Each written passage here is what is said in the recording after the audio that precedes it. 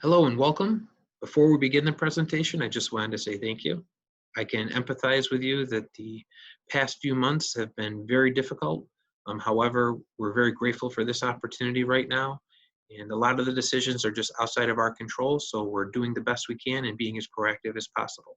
I hope the next 30 minutes is very informative for you and you partake in the question and answer during this time so that we can be able to interact with you. Thank you and see you shortly.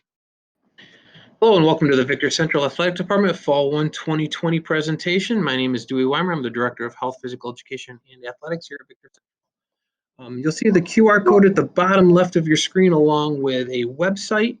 If you would like to ask any questions pertaining specifically to this presentation, feel free to take your camera out on your phone and hold it up to that QR code and it will allow you to ask questions.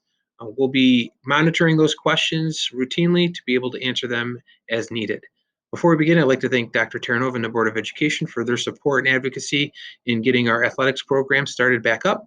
The health office with Mrs. Spitzer and Mrs. Renkert for approving all of our health recertifications. Doug Moore, Christopher Marshall, and Darren Everhart for transportation facilities and maintenance. Mr. Crum and Mr. Stutzman for their support in the business and human resource offices. And Mr. Gee and Mr. Siesto and the rest of the building administration for the junior high and senior high. And lastly, thank you to the community, student athletes, and coaches for your hard work behind the scenes and your support as well. You'll see the agenda for this presentation. Take note, important dates for the Fall-1 2020 season, COVID-19 protocols, and a Q&A are going to be our main highlights for this presentation. Here's our coaching staff. These are the head coaches. However, you can find all of our coaching staff on our athletics website. I also want to thank Nate Van Cowenberg, Linda Dillman, and Mike Ferrari for all of your hard work as well. This is Ian Hurlbert. He is our athletic trainer, and he'll be assisting during some of this presentation too. You'll see his contact information. That's both his office line and his email.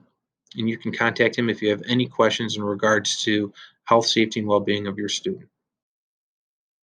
The purpose of our educationally based athletics program is to place the highest priority on the overall quality of the student's educational experience via the development of positive relationships, self-efficacy, goodwill, and all-around growth and good citizenship qualities.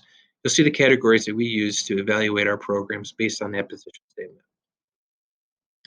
You may also see our VCS Culture Wins prioritize keys to success frequently on our social media accounts. One thing we did this year is we reorganized so that our social emotional aspect of our student athlete safety is top priority since we've been away since March. We also want to make sure that everything that we do is worthwhile in meeting our district's mission. We have a shared vision amongst all of our staff members. Everything that we do is going to be quantifiable with goals, and then we want to make sure our student athletes are having fun as well. We utilize the Positive Coaching Alliance as a tool for our end of season questionnaire that will be emailed to all athletes and parents at the conclusion of the season. We wanted to share this with you so that you have an idea what type of feedback we're seeking at the end of the year in regards to how well we did as a coach and as a program. Moving on to our athletic goals for the year, number one is the NISFA Stay in the Game Award, which would be 0 ejections for all athletes and coaches at 7th through 12th grade throughout the entire year. Last year was the first year Victor Central has ever received that honor. Number two is the NISFA School of Excellence Award, which would be 75% of our varsity rosters are scholar athletes. And again, last year we exceeded that and we were a school of distinction, whereas 100% of our varsity rosters were scholar athletes. We're going to continue our leadership training and respectful speech practices through Section 5 and RISE workshops. We plan on expanding and improving our strength and conditioning program by developing an athlete development literacy program, and that's through the work of our PPS staff, our nutritional staff, and Nate Van Cowenberg, our strength and conditioning coach. We're going to continue the NISFA Life of an Athlete program with Mike Ferrari as our modified coordinator.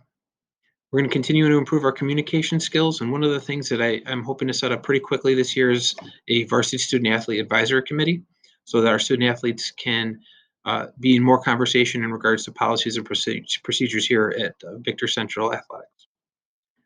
Of course, we're going to increase our emphasis on safety and security, especially regarding COVID-19 policy. And then a community service challenge. We challenge all of our varsity programs to be involved in this practice. You'll see here some of the sponsors that we have throughout our athletic program. Some of the dates that are coming up for this Fall-1 season, the line indicates where we are right now. On the 24th, our presentation. We have our practices for JV and varsity starting on the 28th. The 29th, we're hoping to start our in-season strength and conditioning programs. That way we have a solid 2 weeks of training for our athletes to get them prepared for competition.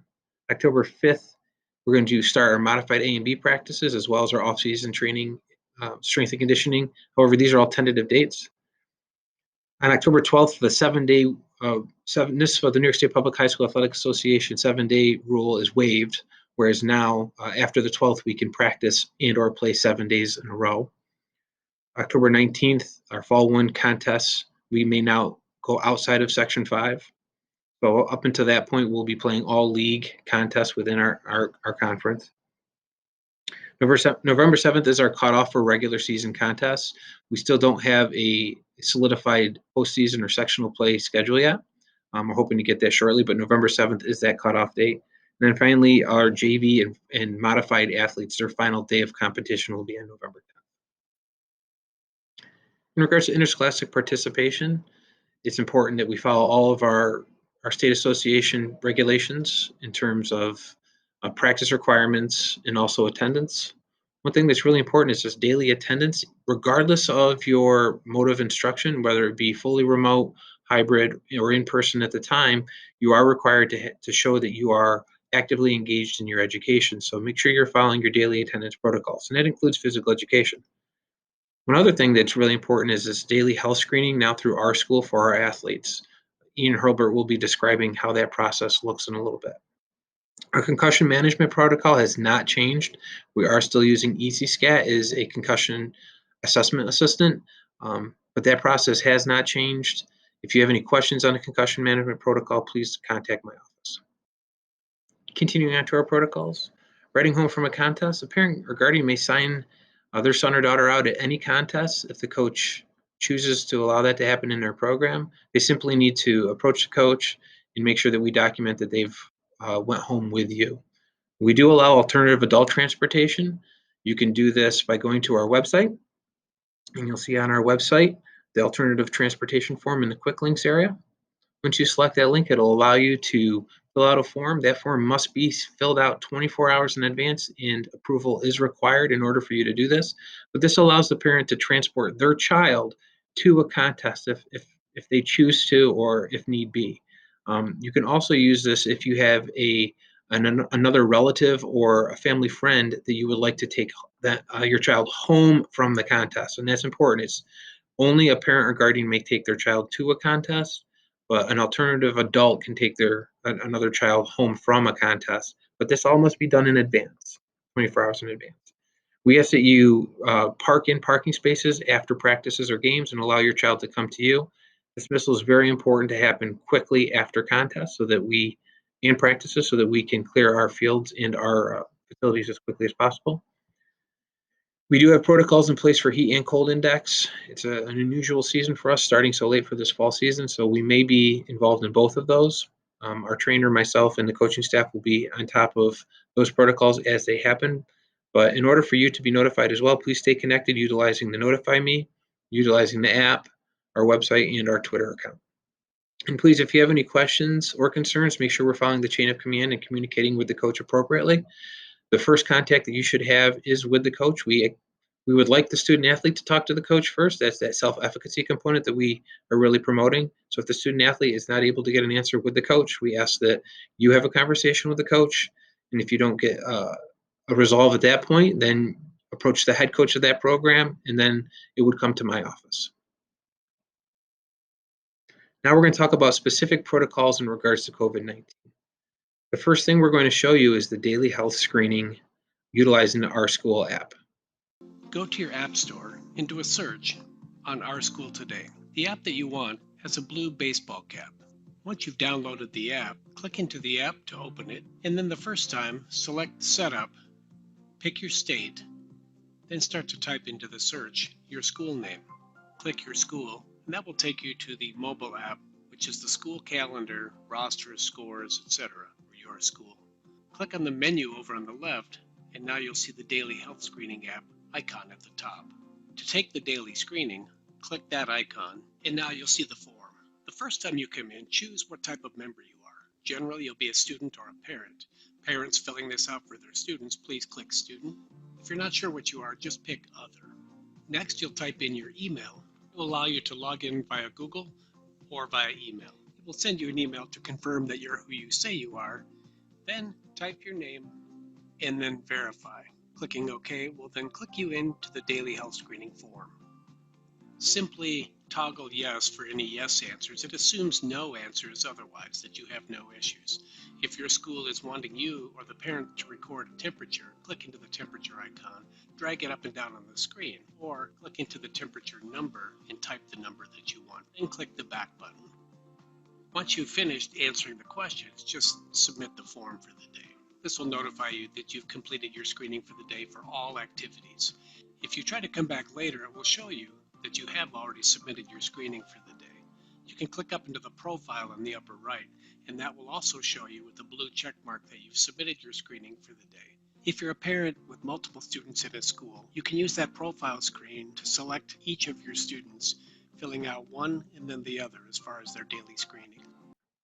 If you're unable to complete your health screening from home or through the app, you may also visit our athletic trainer's tent, which is located outside of the auxiliary gym. And we're going to show you what that process looks like here. However, we strongly encourage you to complete the process prior to coming to practice. Okay.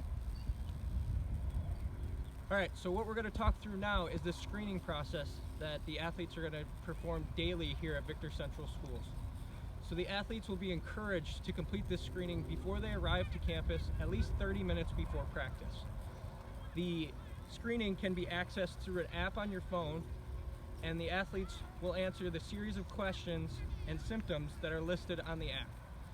If the athlete is unable to do this before they come to practice, they will then have the screen done on campus by myself or one of my approved colleagues.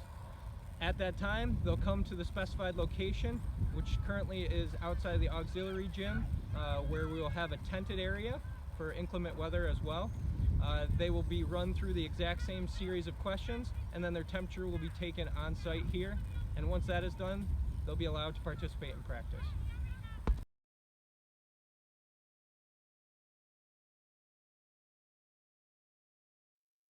We're now going to watch Mr. Hilbert demonstrate how to refill your bottle if and when you need to as an athlete. It's important you have your own water bottle that is marked with your name on it, and it cannot be shared. Go ahead.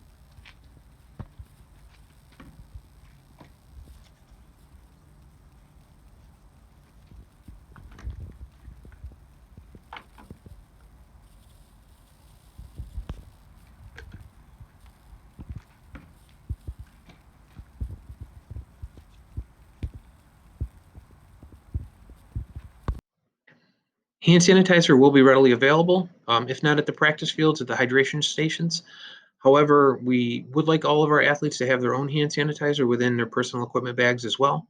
Those bags will be 6 feet apart. You'll see locations at each one of our practice fields and or our courts. Also during competitions, you'll have to make sure your equipment stays in those personal space areas, and making sure we're not sharing that equipment as well.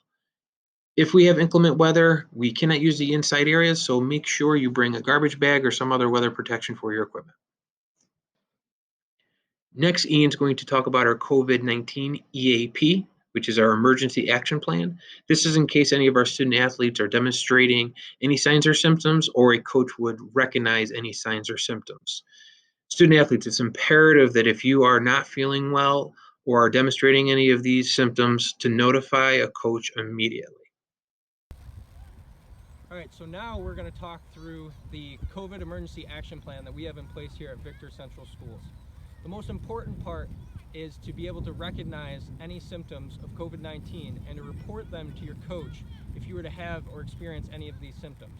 The coaches will also be able to identify these symptoms and identify an athlete that might be experiencing some of these symptoms. If any of these symptoms are experienced at any time, whether it be during a practice or a contest, the athlete will be immediately removed from the contest. They will be distanced from their teammates. The coach will distance themselves from the athlete, but be able to maintain contact with that athlete should their symptoms progress. the parents will immediately be notified, and the parent or guardian will need to come and pick up their athlete from the site, whether that be on campus here at Victor Central Schools or at an away contest or an off-campus site. After that, the health office will follow up on next steps. If your son or daughter is sent home due to these signs or symptoms of COVID-19, it's really important that we follow the proper safety steps. And this is the safety protocol you can find on our Victor Schools website by selecting reentry plan and safety protocol. The health office will ensure that your child follows this flow chart before returning to school or athletics. One of the most widely debated issues right now in regards to COVID-19 protocol is a mask or face covering policy. All student athletes are to remain as physically distanced as possible, at minimum of 6 feet, as long as possible. They are required to have a mask. However, if they cannot tolerate that mask while participating, they may take it down. It must stay with them. Once they can tolerate that mask again, they're going to put it back up. So we want to make sure that we're utilizing a mask as long as possible, um, as much as possible. However, if that student athlete is unable to tolerate the mask while being physically active, they are permitted to take that mask down. However, if there is extensive stoppage where that athlete can tolerate that mask again, it is fully expected that the mask be worn. Coaches and other essential personnel will wear their face coverings at all times. Before moving on, I thought it'd be really important to once again re-emphasize our mask wearing policy. This is a New York State Department of Health regulation, so it must be followed. The mask must be something that covers your nose and your mouth. It can be a manufactured mask, a surgical mask, a cloth mask, but it cannot be a gaiter. The Monroe County Public School Athletic Conference voted not to allow gaiters for competition. It's also important that you have more than one mask in your bag in case it gets wet, ripped, torn. We must have an extra mask. We will have some masks available for those who do not have extra. However, that supply is limited. Also, the 90-10 rule is what we'll be following. 90% of the time, athletes should have a mask on. The 10% of the time that they do not have the mask over their nose and their mouth is if they cannot tolerate it while being physically active or they're getting a drink. Those are the only opportunities when the mask can come down. It must be with them at all times. So it's either down, on their wrists, in their waistband, but it must be with them at all times. The moment you can tolerate, again, wearing a mask, that mask must be returned back on over your nose and your mouth. If you have any questions, contact your coach, myself, or Ian Holbert, our trainer. Moving on with our COVID-19 protocols, locker rooms and restrooms are not as readily available as they have been in the past. Locker rooms will only be available for our aquatics program, and restrooms will be available in the north wing, in the upper area, and the lower area only. And for outdoors, they will be available at Field 7, which is the soccer field concession area. All student athletes are required to be dismissed at 2:15. That means they must go home. Our practices will be online very shortly, so please make sure you check the website for specific program and level practice times. However, we are not permitting anyone to stay in the building or on campus after 2:15. They must go home as they have been going home in the past. There are several different reasons for this. Number one, we don't have supervision for our student athletes after that 2:15 time. All of our teachers are in professional learning communities working on their digital instruction for their virtual only and hybrid students. So we don't have that supervision. Also, we don't have locker rooms for student athletes to change into. So we need them to go home and get changed. We also don't have transportation to get student athletes to campus for those who are full remote and or are hybrid away. So the policy that we're moving forward with, the model that we're moving forward with is 2:15 dismissal for everybody, and everyone needs to report back to school for their designated practice time. In terms of the health screening, 30 minutes prior to those times. So if it's a 4 o'clock practice, 30 minutes prior to, everyone should have their screening process completed. Same thing for departures with transportation, 30 minutes prior to departure, that should be completed as well. However, if it's a home game day, we're allowing you 90 minutes prior to have your health screening completed. We have several different transportation policies we need to meet. The most notable is we're only allowed 25 maximum riders per bus. That includes our coaches.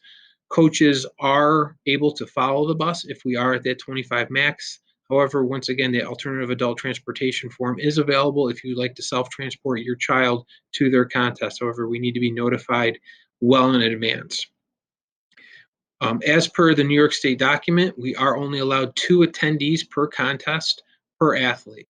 So each athlete will be given a pass that they can give to anybody that they would like to attend the contest for them, and that's for all levels at this point.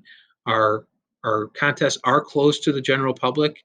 We will have a process for our media. However, general public, it is not permissible, and it is a highly enforced policy across Monroe County Public School Athletic Conference that we only allow 2 attendees per student athlete, and they must have that pass with them in order to enter that contest. Those passes will be checked at each gate for every contest. We are also looking at our special events. Senior night will be early in the season, much earlier than normal, and we are working through the processes as to how that would look.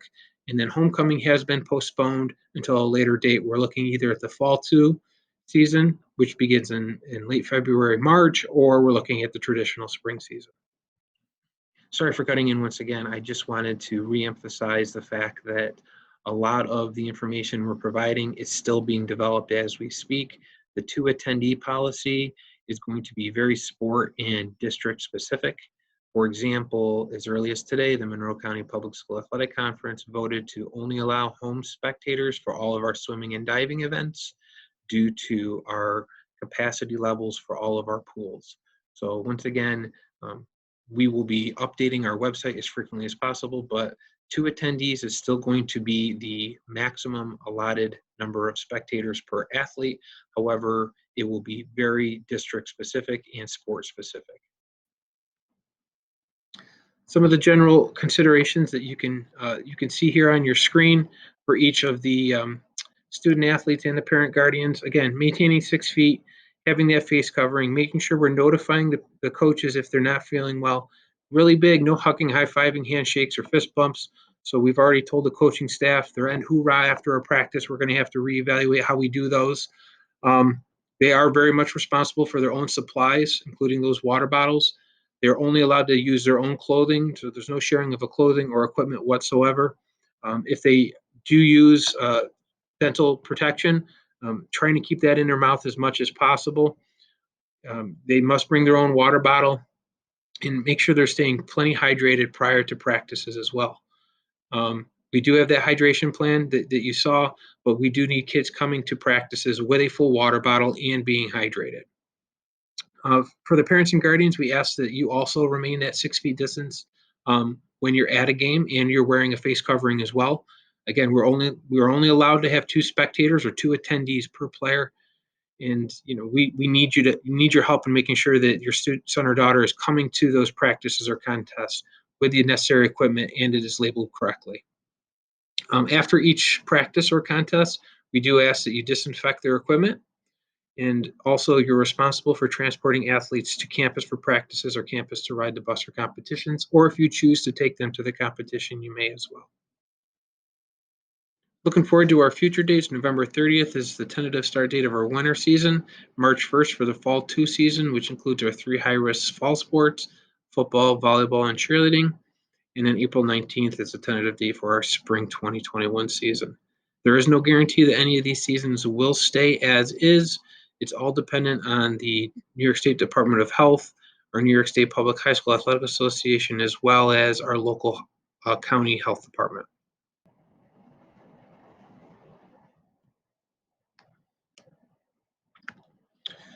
So at this time, I'm going to answer some of the questions that have already been posed on our Slido questionnaire.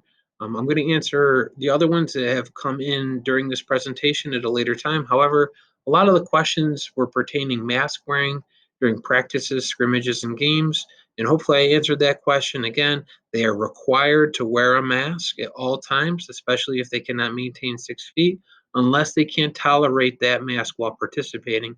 If they're able to tolerate that mask again, then we fully expect that mask to be on. So yes, they will be required to wear a mask during practices, scrimmages, and games, and it's a New York State Department of Health regulation. It's the same exact regulation that should be enforced for all recreational activities that began in the summer. There's some questions in the Q&A regarding what happens if interscholastic events get canceled during the season. So the New York State Public High School Athletic Association has stated that if we're in the middle of the season and it gets canceled due to COVID, there are a few different options. Number one, if we get to a certain point, the section can determine whether or not that's a full season and the season is complete. That's going to be based on a few different scenarios. However, majority of that's based on the number of competitions received. The other option is to, if we don't get very far into the season, that season can just be canceled and postponed to the designated Fall 2 season beginning in March. The third option is very similar to option 2, postponing to the Fall 2 season. However, we would pick up where we left off in that Fall 2 season. Intramurals as a backup plan really isn't something that we have considered at this time. Our model right now is to provide as much of an interscholastic model as possible that includes practices with coaches and having official competitions. A lot of questions in regards to practicing as a group or individual. Again, our full intent is to provide as much of an interscholastic experience as possible. That means having children come to school daily for practices at a designated time, following the protocols that we now have in place due to COVID-19, practicing appropriately with those coaches, having that relationship with those coaches and those other student athletes. So we fully intend to have an interscholastic program. The messages that came from the principals listserv was intentional. We wanted to make sure we were reaching as many people as possible, and that listserv is very, very large. I know not a lot of people are signed up right now for our Notify Me or for the listserv from the athletic department unless you've already played a sport. So we utilize the principals listserv, and I appreciate Mr. Siesto and Mr. Gee doing that for us. So the video that was mentioned in that message specifically stated that we will be starting this presentation 6:30 on Thursday, the 24th. So also a lot of questions in regards to specifically what's going to happen for those individual sports. What I will say is each sport is going to operate a little bit differently in regards to their competitions. However, we're going to try to keep it as consistent as possible as to how it's looked in the past. I will be posting on our website. Part of our reentry plan is the actual guidance document from the New York State Public High School Athletic Association that breaks down each individual sport and how it should look for them. And this concludes our Fall-1 2020 presentation. Parents, feel free to read the Mind of the Athlete quote from Dr. Jared Spencer. However, athletes, I'd like to speak to you for a moment. We're very lucky right now to have this opportunity, to be honest, very lucky. There's several schools locally that are not being afforded this opportunity, and luckily we have a superintendent and a board of education that values interscholastic athletics and a community that values interscholastic athletics. So be thankful for this opportunity and be humble because several of your classmates are not afforded this chance right now. And if we don't take ownership and if we're not part of the solution by wearing our masks and sanitizing our hands and our equipment and following all the practices and protocols that we have in place, we could jeopardize their opportunities well or jeopardize the end of the season. So it's extremely important that we're part of that solution. So be thankful, be humble, be part of the solution. Go have fun out there and looking forward to seeing you. Go Devils. And here are our little post credits. I just want to come on one more time to say thank you. I'm hoping you were able to take some of this information and be able to help you make a decision for what's best for your families and your sons and daughters. Hopefully they'll be able to participate with us this fall season or in future seasons. Feel free to reach out to me if you have any questions. It's been an extremely stressful 7 months, but I can't tell you enough how much I appreciate the community and the coaches and the athletes for all that you've done so far and will continue to do. Trust me, I'd much rather be in front of you right now in person than to be speaking to my camera. However, we're not professional videographers, and we wanted to be able to provide you with a real quick, concise, but very detail-oriented 30-minute video. So thank you again, and look forward to seeing you on the sideline shortly.